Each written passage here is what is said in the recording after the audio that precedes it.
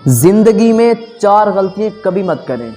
पहली गलती, उस शख्स को कभी तब्दील करने की कोशिश ही नहीं करना जो खुद तब्दील नहीं होना चाहता, जो खुद अपने आप को नहीं बदलना चाहता।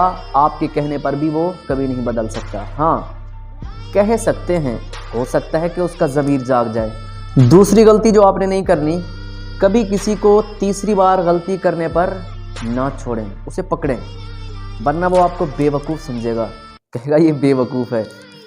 अगरचे उसे मार पीट ना करें, लेकिन उसे पकड़ें ज़रूर। तीसरी गलती, जिन लोगों ने आपका दिल तोड़ा है, आपको बेइज्जत किया है, जलील किया है, आपकी सेल्फ रिस्पेक्ट यानी इज्जत नफ्स को मजरूह किया है, ज़ख्मी किया है, उनकी तरफ अपनी पीठ मोड़ लें और उनको हमेशा पीछा दिखाएं। उनकी तरफ मुड़ के कभी ना जाएं, चाहे कुछ भी हो जाए, क्योंकि वो अब भी आपको इज्जत नहीं देने वाले। सेल्फ रिस्पेक्ट भी कोई चीज़ होती है यार।